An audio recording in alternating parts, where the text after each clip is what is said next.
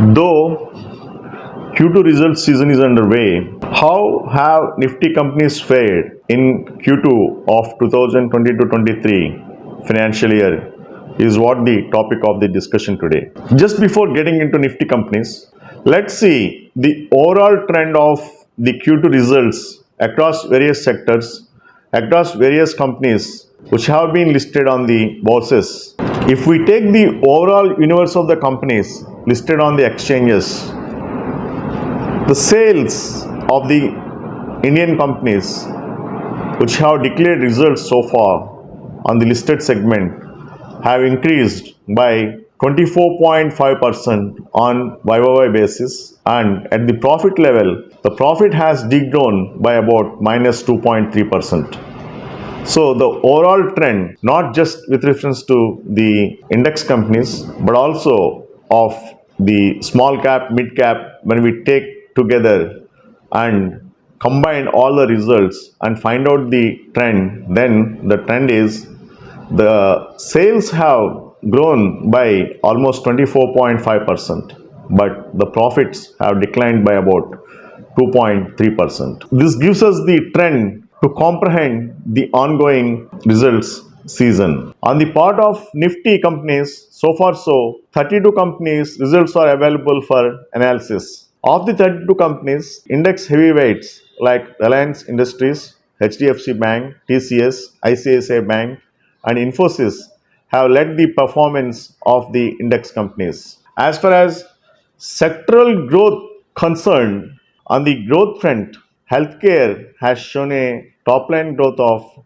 12.3% and profit growth of 11.4% on YoY basis. On automobiles front, the top line growth was 36.4% and the profit growth was 99.7% on YoY basis. In terms of private sector banks, the top line growth is to the tune of 23.2% and the bottom line growth is quite impressive at 59.2% on YoY basis. When we look at the PSU bank's growth rate in terms of sales, the growth rate is 23.4% on YoY basis and 20.7% in terms of profit on YoY basis. Though oil and gas sector has shown substantial growth in terms of top line at 46.2% on YoY basis, but it couldn't show good growth rate at the bottom line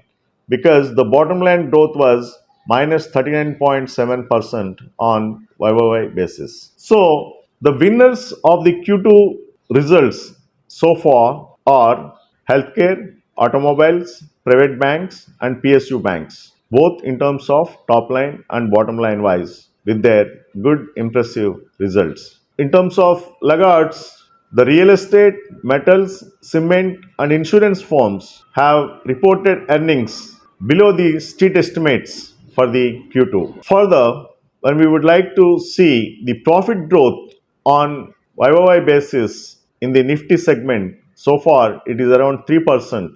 Revenue growth wise, the growth rate on YoY basis in the Nifty segment is at about 25%.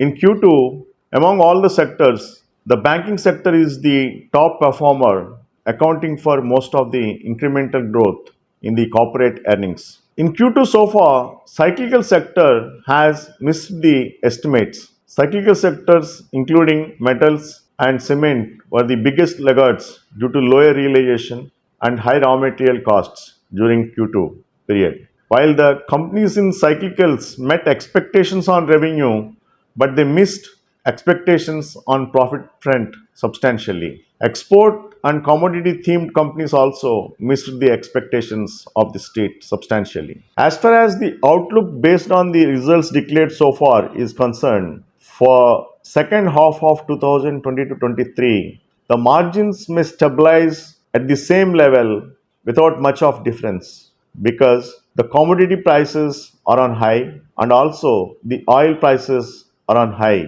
Thus, the input costs being at high levels, the companies may do well at the top line but may not do well at the bottom line front. Whereas we can expect the domestic oriented sectors like banks, auto, FMCG, and export oriented companies, which have the advantage of the falling rupee, may continue to perform well even in second half of 2022-23. However, the second half and the prospects of earnings will also depend on various aspects like the global recession that has been in vogue for the past some time, and the monetary policy tightening that's happening across the globe, and preference for domestic interests and the export oriented themes are some of the factors that may influence the outcome of the performance of Indian companies going forward. So far, so we have seen a limited trend of